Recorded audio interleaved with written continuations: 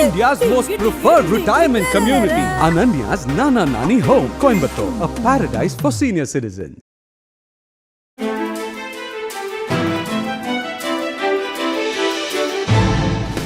தட்டை, சீடை, முறுக்கு, ரிப்பன் போகடா, அதிரசம் என்ன வேணாலும் செய்யுங்க. ஒரே ஒரு 5 லிட்டர் இதய மந்த்ரா கடல் எண்ணெய் பேக் ஒரு மாசம் முழுசுக்கும் அத்தனை சமையல முடிச்சு விடலாம். இதய மந்த்ரா.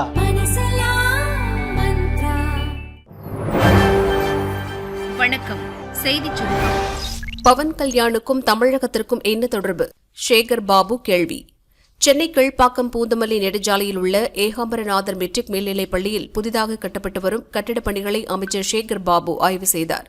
பின்னர் செய்தியாளர்களை சந்தித்த அவர், மதுரையில் நடந்த முருக பக்தர்கள் மாநாடு அரசியல் மாநாடு, கூடிக்கலைந்த மேகங்கள் என கூறினார். மொத்தமாக நேற்றைய மாநாடு என்பது அரசியல் மாநாடு தான். எங்களை பொறுத்தளவு எங்களுடைய முதல்வருடைய நிலைப்பாடு அரசியல் வேறு, ஆன்மீகம் வேறு. அரசியலும் ஆன்மீகத்தையும் கலந்து அரசியல் ஆக்காதீர்கள் என்பதுதான் எங்கள் முதல்வருடைய நிலைப்பாடு. அந்த நிலைப்பாடில் என்றைக்கும் நாங்கள் உறுதியாக இருப்போம். நேற்றைய மாநாடு கடந்து சென்ற மாநாடு, கூடி கலைந்த மேக கூட்டம் போல் கலைந்த மாநாடு. கொள்கை கூட்டம் என்பது வேறு, கூடுகின்ற கூட்டம் என்பது வேறு, கூட்டுகின்ற கூட்டம் என்பது வேறு. அது கூட்டிய கூட்டம். ஆகவே அது ஒரு நாள் கூத்து, நேற்றோடு முடியும். இந்த இந்து சமய அறநிலையத்துறை உருவாக்கப்பட்டதன் நோக்கமே, வெள்ளையர்கள் நம்மை ஆண்டபோது ஆங்காங்கு இருக்கின்ற திருக்கோயிலில் பரம்பரை தற்காரர்களாக இருந்தவர்கள் அந்த திருக்கோயிலை ஒரு கம்பெனி போல் நடத்தி வந்தார்கள். வரவு செலவு பார்க்கின்ற ஒரு கம்பெனி போல். கம்பெனி எப்பொழுதுமே நஷ்டத்தில் இயங்கக்கூடாது என்ற நோக்கத்தோடு தான் ஒரு கம்பெனியை நடத்துபவர்கள் இருப்பார்கள், ஒரு நிறுவனத்தை நடத்துபவர்கள் இருப்பார்கள். அப்படி ஒரு நிறுவனமாக நடத்தி கொண்டு அதில் வருகின்ற வருமானங்களை கொள்ளையடித்து கொண்டிருந்த கூட்டங்களை வெளியேற்றுவதற்காகத்தான் இந்து சமய அறநிலையத்துறையே தோற்றுவிக்கப்பட்டது. அவர்கள் கோயில்களை கொள்ளையர்கள் கூடாரமாக மாற்ற நிற்கின்றார்கள். நாங்கள் திருக்கோயில்களை ஆன்மீகவாதிகளின் கோயிலாக மாற்ற நிற்கின்றோம். பவன் கல்யாணுக்கும் தமிழ்நாட்டிற்கும் என்ன தொடர்பு இருக்கின்றது? எந்த நாட்டுக்கு முருக பக்தர் அவர்? பவன் கல்யாண் வீரபாண்டிய கட்டபொம்மன் படத்திலே வருகின்ற வசனத்தை தான் நாங்கள் திரும்ப பேச வேண்டியது வரும். நாட்டு நட்டாயா களை பறித்தாயா என்ற சொல்லிற்கு ஏற்றார் போல்தான் அவரை திருப்பி தாக்க வேண்டியது வரும். அவருக்கும் தமிழ்நாட்டுக்கும் என்ன சம்பந்தம் இருக்கின்றது? யார் அவர்? நாங்கள் வேண்டுமா? அல்லது மேடை போட்டு மக்களை பிளவுபடுத்துகின்ற, மக்களிடம் இனத்தால் மதத்தால் மொழியால் மக்களை பிளவுபடுத்தி நினைக்கின்ற பாரதிய ஜனதா சங்கிகள் கூட்டம் வேண்டுமா என்பதை 2026ஆம் ஆண்டு நிச்சயம் தமிழக மக்கள் முடிவெடுப்பார்கள். வேண்டுமென்றால் பவன் கல்யாணியை ஏதாவது ஒரு தொகுதியை தேர்வு செய்து சென்னையிலே போட்டியிட சொல்லுங்கள். அவர் வெற்றி பெற்றுவிட்டால் அதன் பிறகு என்ன வேண்டுமானாலும் பேசட்டும், நாங்கள் கேட்டுக்கொள்கிறோம். அதிமுக பெயரை வைத்திருக்கவே தகுதி இல்லாமல் போய்விட்டது பாஜவின் சிறந்த அடிமைகள். மதுரையில் நடந்த முருக பக்தர்கள் மாநாட்டில் அதிமுகவினர் பங்கேற்றது வெட்கக்கேடான விஷயம் என கனிமவள அமைச்சர் ரகுபதி கூறினார். 26 தேர்தலுக்கு நேற்று கூடிய கூட்டத்துக்கு சம்பந்தம் அல்ல. நம்முடைய தமிழ்நாட்டு வாக்காளர்கள், அவர்கள் இந்துக்களாக இருந்தாலும், இஸ்லாமியர்களாக இருந்தாலும், சீக்கியர்களாக இருந்தாலும், பௌத்தர்களாக இருந்தாலும், அல்லது முஸ்லீம் இஸ்லாமியர்களாக இருந்தாலும், கிறிஸ்தவர்களாக இருந்தாலும், யாராக இருந்தாலும் தங்கள் மனச்சாட்சி அவர்களுக்கு நன்றாக தெரியும். யார் தமிழ்நாட்டை ஆண்டால் பாதுகாப்பு, யார் தமிழ்நாட்டை ஆண்டால் அமைதியாக இருக்கும், யாரிடத்தில் அதிகாரம் இருக்க வேண்டும் என்பதை உணர்ந்தவர்கள் தமிழகத்தினுடைய வாக்காளர் பெருமக்கள். எனவே இவர்களுடைய போலி வேடம் எடுபடாது. வந்திருக்கிற மக்களை அரசியலுக்காக இழுக்க போன்ற ஒரு தோற்றத்தை அவர்கள் உருவாக்குவதற்காக தீர்மானங்களை போட்டிருக்கிறார்கள். இது முழுக்க நீதிமன்ற அவமதிப்பு என்பது அவர்களுக்கு நன்றாக தெரியும். ஆனாலும் துணிச்சலோடு செய்யக்கூடிய தைரியம் ஒன்றிய அரசு தங்கள் கையிலே இருக்கிறது என்கின்ற காரணத்தாலே, ஆனால் நீதித்துறை இன்றைக்கு இந்தியாவிலே சுதந்திரமாக செயல்பட்டு கொண்டிருக்கிறது என்பதை பல சம்பவங்கள் இன்றைக்கு சுட்டிக்காட்டியிருக்கின்றன. இதிலும் நீதித்துறை நடுநிலைமையோடு செயல்பட்டு யாரெல்லாம் அரசியலுக்கு அங்கே தீர்மானங்கள் கொண்டு வந்தார்களோ அவர்கள் மீது தானாகவே முன்வந்து வழக்கு, நீதிமன்ற அவமதிப்பு வழக்கை நீதித்துறை எடுக்கும். இந்தியாவில் இந்துக்களுடைய எண்ணிக்கை தான் அதிகம். எனவே இந்துக்களுக்கு பாதுகாப்பு என்பதை விட சிறுபான்மையினருக்கு தான் பாதுகாப்பு வேண்டும் பெரும்பான்மையினரிடத்திலிருந்து. அதுதான் இன்றைக்கு ஒரு அரசினுடைய கடமை. அந்த கடமையை செய்கின்ற அரசு எங்களுடைய தலைவர் தளபதியினுடைய அரசு. அந்த கடமையிலிருந்து தவறுகிற அரசு ஒன்றிய பாஜக அரசு. அதிமுக முன்னாள் அமைச்சர்கள் பங்கேற்றிருக்காங்க, எதிர்பார்க்குறீங்க? வெட்கக்கேடான விஷயம். அவங்க அண்ணா திராவிட முன்னேற்ற கழகம் என்கின்ற பெயரை வைத்துக் கொள்வதற்கே தகுதியற்றவர்களாக ஆகிவிட்டார்கள். திராவிடத்தை வீழ்த்துவோம் என்று சொல்லித்தான் இந்த முருகன் மாநாட்டை நடத்தி இருக்கிறார்கள். அவருடைய கட்சியினுடைய பெயரிலேயே திராவிடம் இருப்பதை எடப்பாடி பழனிசாமி தூக்கத்தில் இருக்கின்ற பொழுது அவர் மறந்துவிட்டார். மற்றவர்களும் இன்றைக்கு மறந்துவிட்டு பாரதிய ஜனதாவினுடைய கொத்தடிமைகள் நாங்கள் என்பதை அவர்கள் இன்றைக்கு நிரூபித்திருக்கிறார்கள். தமிழ்நாட்டில் கிடைத்திருக்கிற அருமையான அடிமைகள் அவர்கள். தமிழக வெற்றிக் கழக தலைவரும் நடிகருமான விஜய் நேற்று தனது 51வது பிறந்த நாளை கொண்டாடினார். அவருக்கு ரசிகர்களும் அரசியல் கட்சி தலைவர்களும் வாழ்த்து தெரிவித்திருந்தனர். இந்நிலையில் தனக்கு பிறந்தநாள் வாழ்த்து கூறிய அனைவருக்கும் விஜய் நன்றி தெரிவித்துள்ளார். இது தொடர்பாக அவர் வெளியிட்டுள்ள அறிக்கையில், எனக்கு பிறந்தநாள் வாழ்த்துக்களை தெரிவித்த அரசியல் தலைவர்கள் அனைவருக்கும் நன்றியை தெரிவித்துக் கொள்கிறேன். மேலும் உலகெங்கிலும் இருந்து வாழ்த்து மழையை பொழிந்த திரைப்படத்துறை மற்றும் ஊடகத்துறை நண்பர்கள், நலம் விரும்பிகள், என் நெஞ்சில் குடியிருக்கும் தவேக தொண்டர்கள் மற்றும் ஆதரவாளர்கள் அனைவருக்கும் நன்றி. மக்களுக்கு சேவை செய்வதற்கான எனது பயணத்தை நீங்கள் அளிக்கும் ஆதரவு மேலும் ஊக்குவிக்கிறது. பிரகாசமான எதிர்காலத்துக்காக நாம் அனைவரும் ஒன்றாக அணிவகுத்து செல்வோம் என விஜய் தெரிவித்துள்ளார்.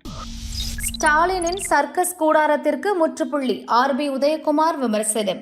விளம்பர வெளிச்சத்தை மட்டும் வைத்துக் கொண்டு முதல்வர் ஸ்டாலின் நடத்தி வரும் சர்க்கஸ் கூடாரத்திற்கு முற்றுப்புள்ளி வைக்க வேண்டும் என முன்னாள் அமைச்சர் ஆர்பி உதயகுமார் கூறினார்.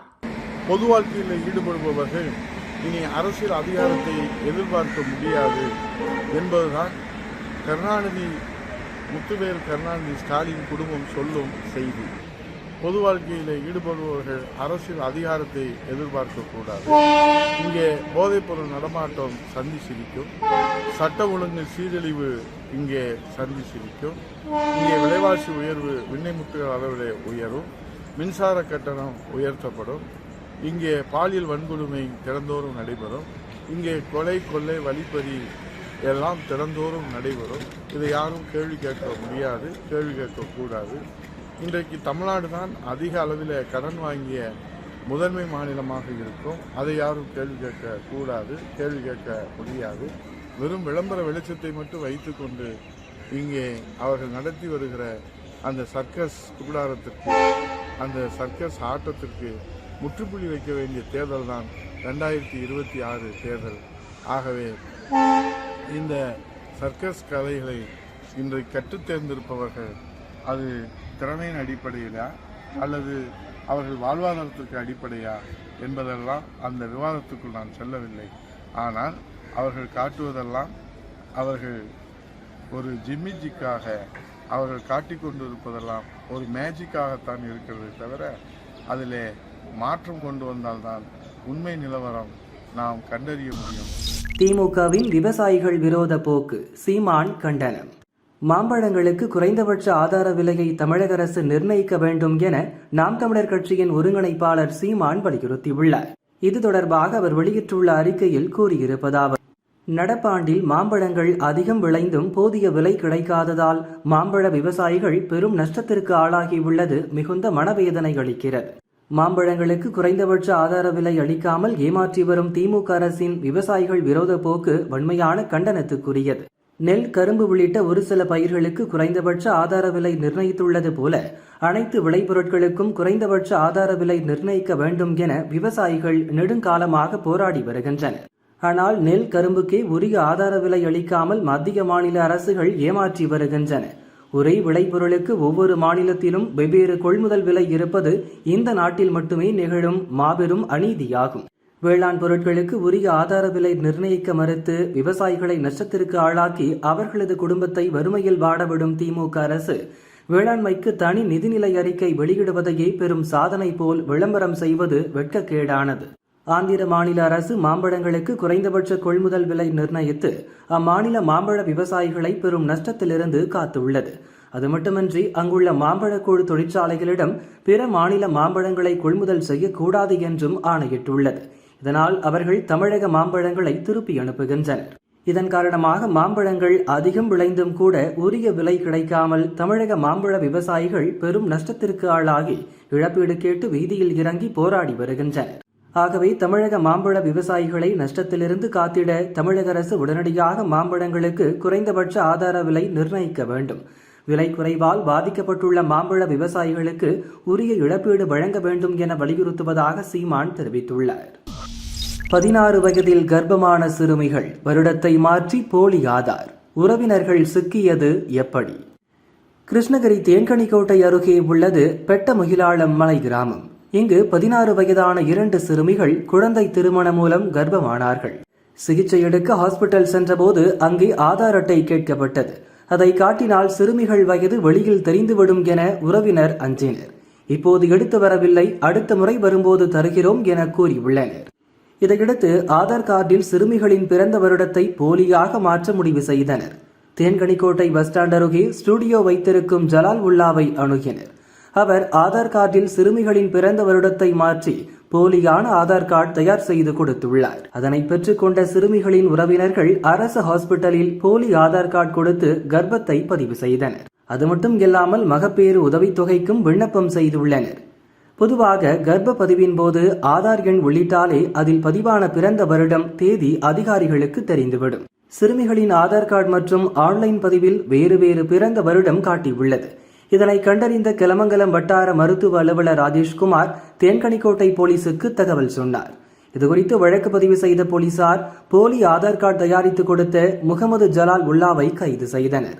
இந்த வழக்கில் தொடர்புடைய சிறுமிகளின் உறவினர்களை போலீசார் தேடி வருகின்றனர். தஞ்சை பாளையப்பட்டியில் காணப்படும் ஈமத்தாடிகள் அகழாய்வு செய்யப்படுமா? தஞ்சை பூதலூர் வட்டம் செங்கிப்பட்டி அருகே பாளையப்பட்டியில் ஈமத்தாடிகள் கண்டுபிடிக்கப்பட்டுள்ளது. தெற்கு பாளையப்பட்டியில் தாழவாரி எனும் பகுதியில் மண் அரிப்பினால் புதைந்து கிடக்கும் ஈமத்தாடிகள் வெளியே தெரிகின்றன. இது பற்றி அறிந்த மன்னர் சரபோஜி அரசு கல்லூரி பேராசிரியரும் கல்வெட்டு ஆய்வாளருமான கண்ணதாசன், பொந்தியாக்குளம் ஊராட்சி ஒன்றிய தொடக்கப்பள்ளி தலைமை ஆசிரியர் தில்லை கோவிந்தராஜன், வழக்கறிஞர் ஜீவகுமார், சரஸ்வதி மகால் நூலக விற்பனை எழுத்தர் நேரு, முனைவர் பட்ட ஆய்வாளர் வீரமுத்து அடங்கிய குழுவினர் அப்பகுதியில் ஆய்வு செய்தனர். பண்டைய காலத்தில் இறந்தவர்களின் உடல்களை வைத்து மண்ணில் புதைக்க பயன்படுத்திய புதைக்கலன்களே ஈமத்தாடிகள். இது ஒரு சவ அடக்க முறை. ஈமத்தாடிகளுக்கு முதுமக்கள் தாழி, முதுமக்கள் சாடி, ஈமப்பேழை, மதமதக்கா பானை என வெவ்வேறு பெயர்களும் இருக்கிறது. சுமார் 54 ஏக்கர் பரப்பளவு தாழ்வாரி பகுதியில் காணப்படுவதால் இதுவே சோழ மண்டலத்துக்குள் கிடைக்கப்பெறும் ஈமக்காடுகளுள் மிக பெரியதாக இருக்கக்கூடும் என்கின்றனர் ஆய்வாளர்கள். ஓடுகள் மீதியாக இருப்பது அந்த கால மக்களுடைய கலை உணர்ச்சி வெளிப்படுத்துவதாக அமைய பெற்றுள்ளது. கருப்பு சிறப்பு பானை ஓடுகளும் பகுதியாக இந்த பகுதியில் கிடைக்கப்படுவது சிறப்புடைத்தாகும்.